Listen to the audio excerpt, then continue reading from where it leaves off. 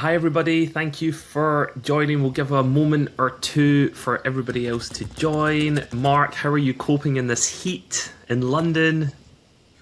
I have to admit it's a challenge. I have a special cooling system, a unique cooling system, Stu, that makes me a very lucky man. When the sun is beating down like this, my head basically spouts like a fountain, and it makes it very hard to look elegant in meetings. But yeah, I'm coping. How are you? Good. Yeah, I think they say it's going to be 38 degrees Celsius today, which for Yeah. our American uh, attendees, it's I think close to about 100, if I'm not mistaken, in Fahrenheit. So roasting 106. 106. So It must remind you. It must remind you of Glasgow, I guess. yeah, exactly. The good weather in Scotland. But no, it is hot, but we're loving the summer vibes.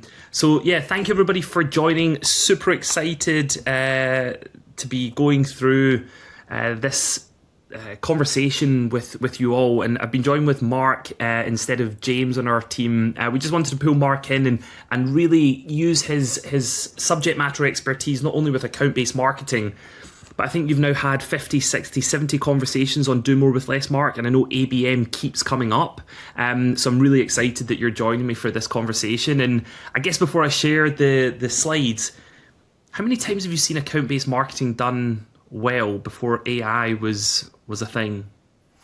Okay, I'm going to sound like I'm trying to provoke strong discussion, and I'm going to sound quite extremist. And then, by the way, if anybody's listening and they want a challenge and they have seen it done well before AI, go ahead and put that in the comments box. But for myself, I've been part of or leader of. I've been given that role several times in my career, head of ABM or leading the ABM charge, and not once were we able to define it like we can today and execute it brilliantly. Not once. In fact, some of the examples I'll be able to give you, if there's time, show just how ill-equipped businesses and marketing functions have been, and actually now knowing what we know, boasting ABM back in the day was like having a really, really fancy car with no engine. Yeah. Honestly, it now seems nonsensical. Yeah. Yeah, I mean, it's the same for me. I mean, I reflect on the conversations with many marketing leaders where ABM previously was to 10 or 20 accounts, dedicated marketing teams, dedicated resource just for those really highly focused accounts that businesses wanted. And I think what we've seen and part of our vision of really building the leading AI native ABM platform is that now with AI, there's certain things which make it much, much easier to do, but there is still a culture shift needed. And I think I was at a talk maybe a month or two ago, and somebody said ABM is a culture, it's not a campaign. And it's really stuck with me. And this is the first part of a number of conversations we're going to have around ABM and really how AI is making things easier, more possible, but also there are some risks and some considerations around it. So I'm really thrilled to be going through it with you all. And I guess that the focus of this first conversation is really around how CRM and data and signals is evolving and what that means for the ABM blueprint leveraging AI. So really excited to go through it. But let's start with some context for those that are maybe aware of account-based marketing, maybe haven't tried to do it or deploy it themselves.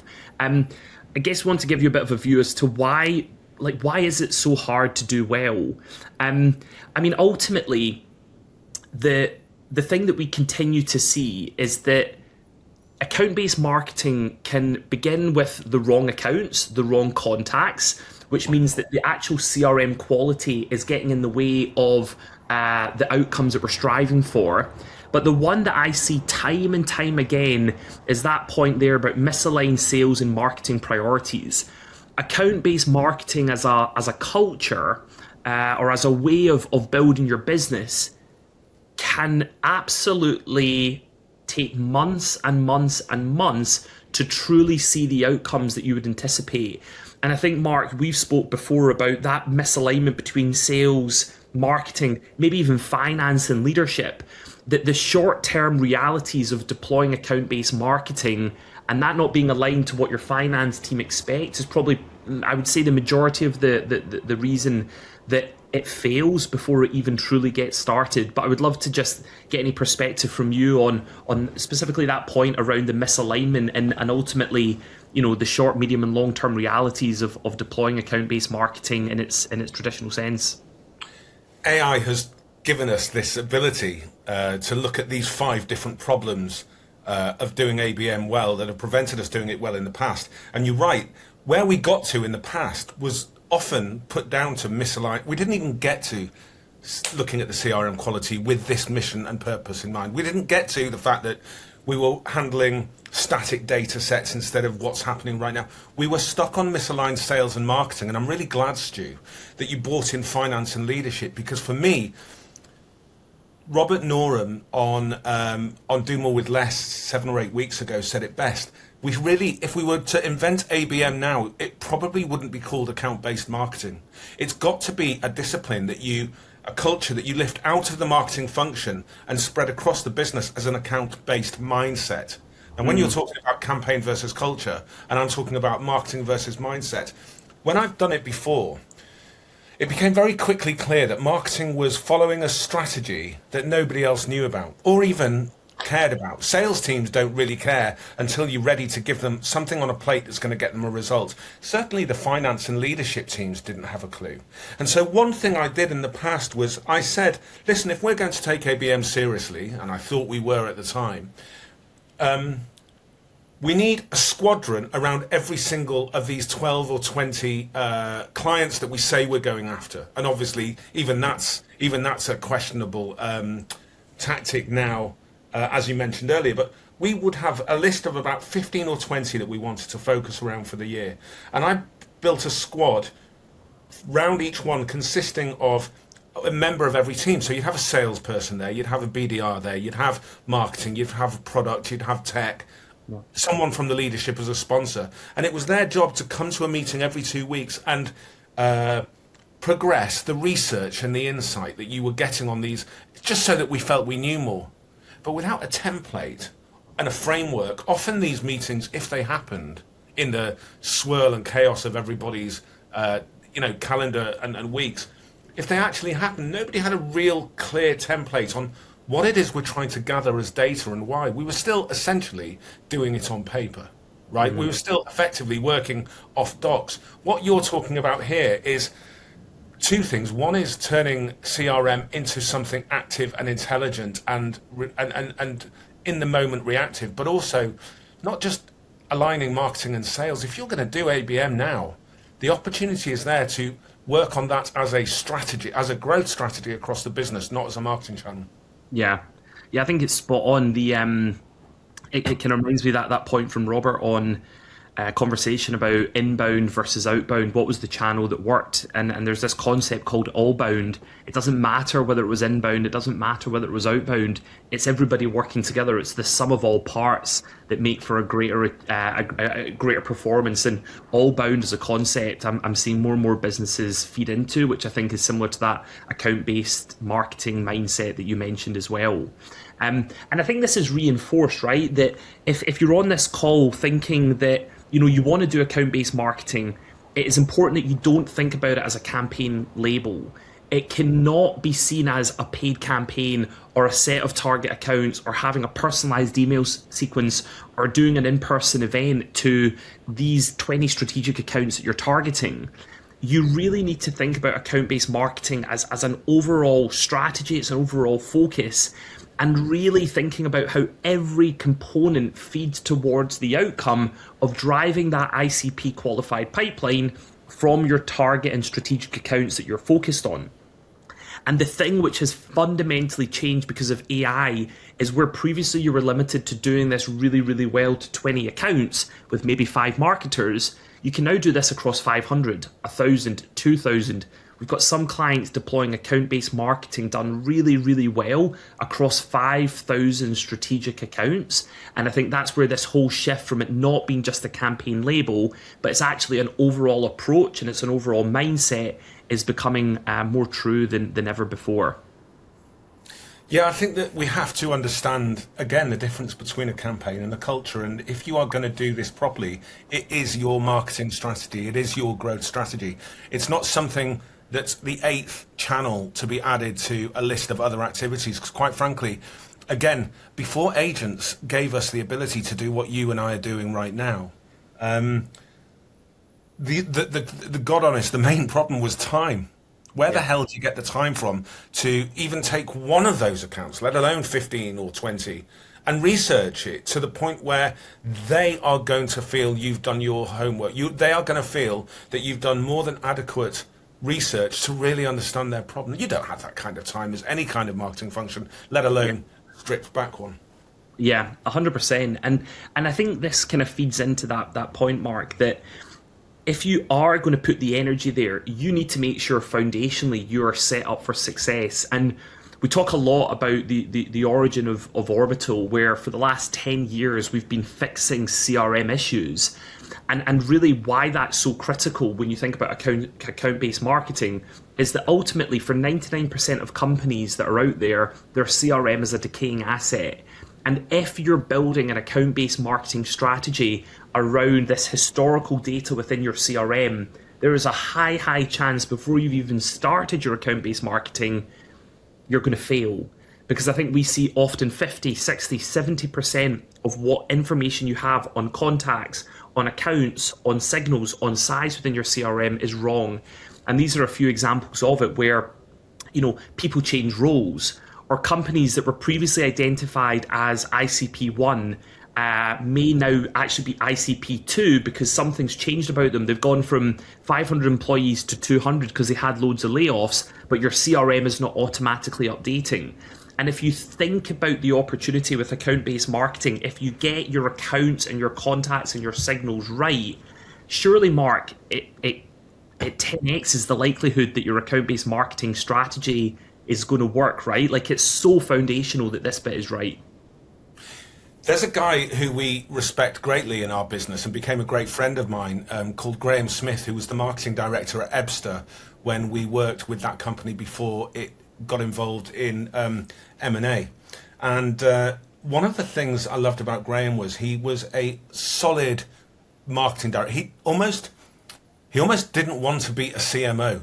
He wanted to be a marketing director. He had 25, 30 years of experience, but for him, marketing director meant the actual doing and making sure you were getting the details right, rather than he had the strategic nous. He could look up and across the boardroom and make sure he represented marketing. But what he was interested in was the actual doing. And something he said to me once was, he gets called in as fractional, he gets called in as freelance, he gets called in as advisor to a host of companies, Stu. And the first thing they want from him in any given paid project is, could you come and fix our website? Could you just spend the first 2 months, the chief exec wants the website absolutely fixed and updated and all the rest of it. Could you just get that done? It's an early win. And he used to say to me, I won't even touch the website until I've looked at the CRM, because your marketing problems aren't on your website. They don't start there. They might have a voice there and amplified there, but honestly, your marketing problems are currently in your CRM. And what really I love about the technology that is evolving our discipline faster than you can imagine is that we're now seeing, almost kind of gratefully, how limited we were in the past. So in the past, CRM was like, part of my problem was getting sales people who were super busy and just wanted to be on calls all the time to update after every call and update properly in the same fashion so we could scale our efforts. But if you think about a CRM before you can enable it as a live, intelligent, moving, dynamic system, it was basically just a Rolodex, right? It was a Rolodex. It was where I can find names, numbers, and maybe something on the last call we did with them. Now, the CRM has a value that it doesn't diminish. It doesn't diminish. It's crazy valuable. It's just about, I suppose, focusing and locking into the value that it can provide. Yeah. Yeah, 100%. And look, like I think it feeds in perfectly to the key recommendation from us. If you're going to run account-based marketing, you need to be super clear on the accounts that you're going to target as part of it. And I would recommend that people look inwards first. If you can take your CRM and do a proper review, and that's something that we give a lot of guidance and recommendations on how to do it right. And if you do want to book a one-to-one session where we can give you a view of how you do this properly, like, please click on the link now and we will happily do it. Because what we're able to do is take your CRM, look at things like customers, close lost opportunities, dead opportunities, where do we get upsells, and actually enrich those accounts and reverse engineer them so that we can start to understand if we are going to deploy an account-based marketing strategy, rather than it being on a subjective opinion of one sales rep or one marketer, how do we use the data within our CRM to guide us? And what that then allows us to do is actually to create a really scientific approach to where we're going to build this account-based marketing motion around, and ensure that it's actually clean, it's accurate, and it allows us on day one to have a far higher likelihood to be able to do account-based marketing right than wrong.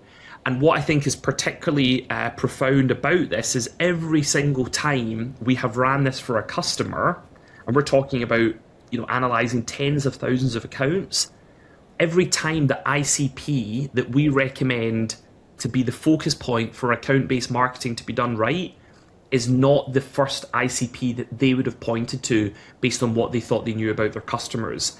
And I think that just as a concept is really quite profound, that if you can bring this scientific approach to say, okay, on day one, who are we going to build this demand around, and you get it right, it can really help accelerate the revenue of the business, the fact that these businesses will renew for longer, and the fact that they are really a great customer to build demand around, rather than just any account that we can bring into this marketing motion. But I think that's quite a powerful way to think about what already exists within your CRM as a starting point. Stuart, let me ask you a couple of questions about the audit that you're offering to listeners at the moment, because what I'd like to know, like the things that I've seen us do, is quickly make a static CRM, if you like, super valuable. Can you tell me, are we just showing them what we can do with CRM hygiene and what is essentially a sort and a polish, like a cleanup? Or does the audit also demonstrate the access, the speed and the value of those signals that we saw in the last slide? So would you be able to, during an audit of a few weeks, let's say it takes 3 weeks or 4 weeks, are you able to demonstrate to those who are helping, those who have come to us, the value of, say, a real-time move in the market, a real-time inquiry about an acquisition or a new leader coming in, or some movement in some kind of hiring surge? Do you get that opportunity to show auditees that? Because I think that's where people can see the real value of a CRM. Yeah, like let me tell you the uncomfortable truth, that if you take your current CRM data and you try to run this analysis yourself without this crucial step, like the most crucial step is step 3 here, which is that you have to enrich the accounts with external signals that are live, not what happened when you uploaded those accounts or those customers into your CRM. And ultimately what these agents are doing when we begin this account-based marketing motion is that it's taking the CRM data, enriching them, bringing in as much context as humanly possible and also machine possible now because of what AI is able to do, and it's scoring them and prioritizing them to allow sales and marketing to actually be activated on the right focus account rather than the wrong ones. And I think, like, if you're on the call and you're maybe like, trying to understand why you should enrich first, go and take 10 random customers from your CRM, okay? Download them and reverse engineer them and say, okay, what ones have signed the largest deal? What ones have stayed for the longest? And take that context and review those 10 accounts. Now what to do is go on to places like LinkedIn, go on to places where the information is up to date and way more accurate, things like the number of employees, go and look at the tech stack that they have. And what you'll see is that moment in time snapshot you have that you've made assumptions on compared to the reality today is completely different. And this is where ultimately with the agents we're building for our clients and to establish this account-based marketing motion, previously you would be able to look at 50 accounts a week. Now we're analysing 50,000 a week with all of this input and all of these signals as part of it. That just means, Mark, like foundationally, the audits reveal so much juicy information about your ICP. And I think the key one that not enough people talk about is who isn't your ICP. Who do you fundamentally want to score off if they come inbound and say, this is not worth the energy that we need to put on this to convert it, because they churn, they don't renew for that long, they downsell us, they're a nightmare to manage. And that's all part of the context now that these agents can develop to make sure that your account-based marketing approach is accurate and right from day one. I love it. And do you know what else? There's I always look at these big moves in the market, these innovations. I look at the agents that we're building in the in Orbital X for our clients to enable them to do this scalable, personalized, true ABM motion. And I always think about it as, is this one of those leaps that's going to move marketing closer to genuine boardroom influence, right? And for me, I've spent a lot of my career in B2B marketing championing better marketing, bolder marketing, but marketing that's respected. You have to earn it. This for me is one of those moments. So for a long time, as I said before, something I always think of when B2B marketing is making bold claims but not really living up to it. Some of the data work that we've done and the data understanding that we've done as a discipline, as a tribe, has been like going to big conference stages or going to Cannes and boasting about the size and model of your car, but it's not got an engine inside. We've moved through various iterations of talking about data to show how much we can enable clients and enable our teams and how much we understand data. And a lot of it's been sort of hyperbole. But I remember when we went from data to the era of big data, and then we went from big data, well, big data's fine, but what I want is actionable data. And, you know, we've gone through all of these stages. Yeah. One thing I always remember didn't come from the data world. It came from, I'm about to give away my age here, but back in 2011, I was sitting in the office of the chief executive of Fallon London. It's a very, very famous consumer agency, B2C ad agency. I think it's based out of Minneapolis. I was in the London arm, and they had recently got relatively famous 3 or 4 years previous by doing the famous Cadbury's Gorilla ad.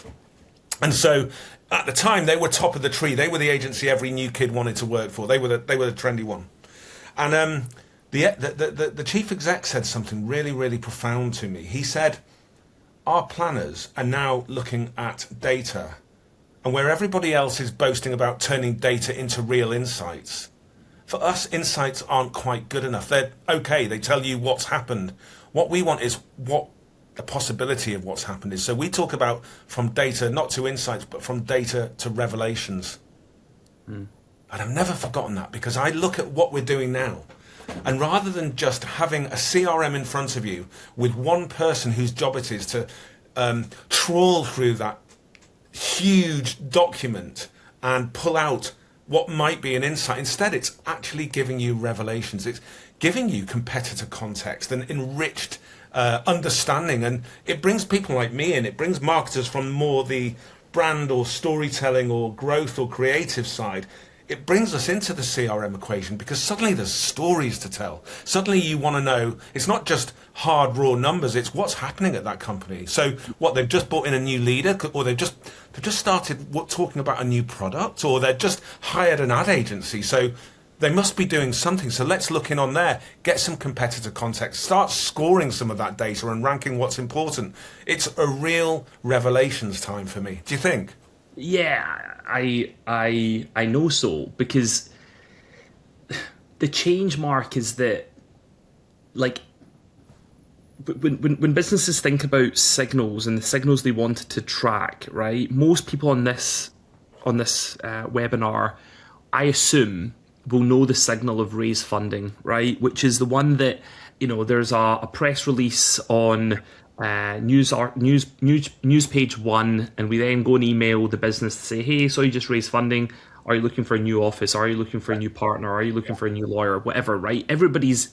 You feel popular for about 20 minutes, don't you? Yeah, but the issue is that they probably raised funding 9 months ago, but they've now just done their press release, so you're already behind. But that was a signal that you tracked, and that was one that you could look at Google News and you could see it coming in and then go. And by the way, it worked. Like 7 years ago when I was a BDR, it worked, but now it doesn't because you're already too late. So really what you're looking to establish is that you've got this live infrastructure where you're tracking multiple signals, multiple sources simultaneously, and you're actually looking to bring in, I guess, signals ahead of the big signal, things which are contributing to go, I think this business might be perfect for us right now. And that might be something like, you can see a technology change. You can see that they're clicking and engaging with particular vendors on LinkedIn. You can see that they're posting jobs which reference a specific technology. And now with AI, you can analyze all that and aggregate it for actually a really, really affordable price. Whereas previously it was cost prohibitive. Like, it was just too expensive to do it well. And that's where account-based marketing is now just completely changing, because you can ultimately take an audience, whether it's 5,000 accounts, 10,000 accounts, 20,000 contacts, 50,000 contacts. And as long as you've got the right technology, the right partner, you can actually deploy one-to-one ABM tactics that are highly personalized, highly curated, at scale, which is why I'm personally so excited about the shift that's going on. And I think the kind of foundation that we really wanted to get across today to the marketers and the revenue leaders on this call is, don't make the same mistake that many people have made, that they've began an account-based marketing approach on the wrong accounts, because you can guarantee that if it's the wrong accounts, you're going to have the wrong results, which puts too much pressure on these functions. So massive shifts that have gone on, and really excited about what comes next with it as well. But also think about what Pete Markey said on Do More with Less when he was talking about the difference between a personalized note and genuinely understanding a business and understanding his problems. If you think about any of these, you're talking about a signal versus multiple signals. And one signal tells you something, and multiple signals will show you an entire trend and intent. One signal, like you talked about raised funding, and sometimes the press release might come 8 or 9 months after the actual drop of the money for whatever reasons expedient to those involved, and that might be the case, so you might be too late. But let's say the press release arrived on the day. You're still already too late, because the plan is already made. In that press release, it will say somewhere towards the bottom, Company X's plans to use this funding for, and it will already have a strategy. It already knows to lay more salespeople on the ground in the United States or to develop products. So anyone going there with something else, you're already past the point where these people have planned around it. That you'd be silly to think they didn't. And by the way, having raised funding with 2 different companies at the level where I'm in the room with the investors and agreeing the wording with them, I know that, like I said, you're going to be hammered with emails from every Tom, Dick, and Harry insisting we've just seen it. That's not understanding. That's just reading. What Pete Markey said was,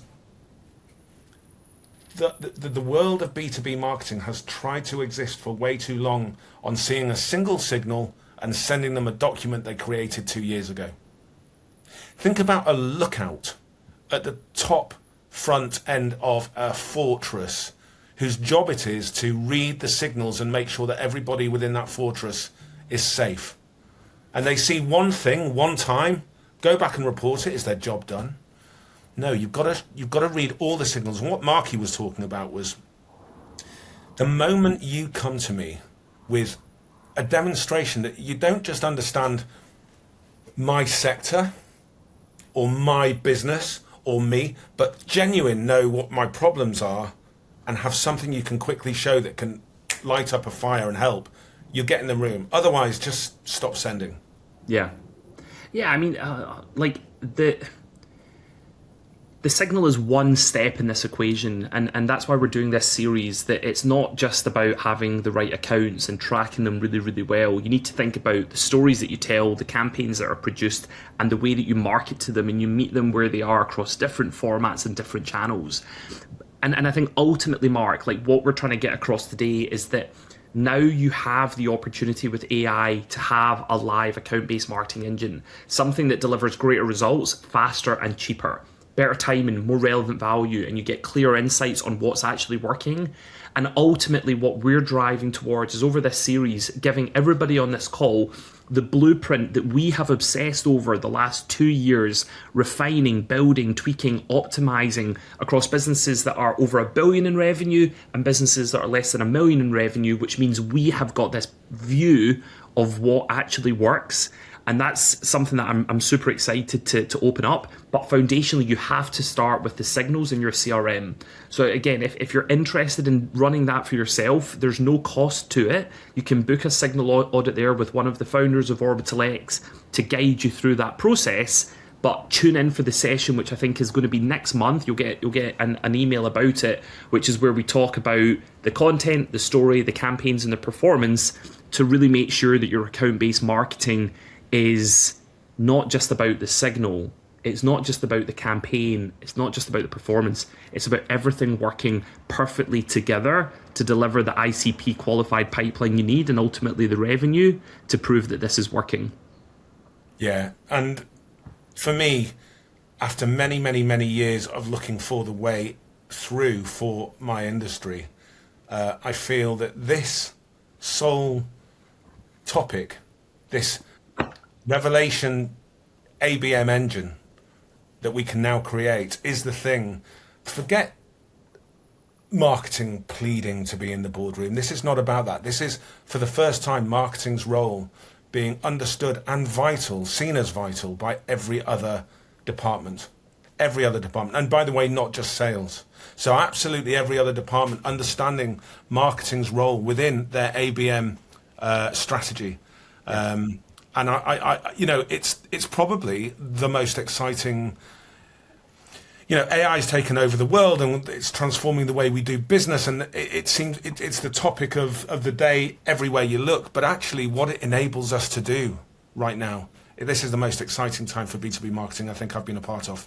Yeah, I would agree. I'd agree. And as long as you're staying on the right side of it, I think that's particularly powerful. But look, Mark, thank you for joining me in the heat. Thank you to everybody that's listened in. Please do join us on the follow-on conversations which are coming. And of course, if you want to reach out directly to speak ahead of that, if it's something which is really front of mind for you, please do. It's been an absolute pleasure. Mark, part 2, 3, 4 is coming. Any final parting words from you in the London heat? No, just keep drinking, stay cool, and get that audit started. Love it. All right. Thank you, everybody. Really appreciate you joining. So we'll speak to you soon. Take care. Bye.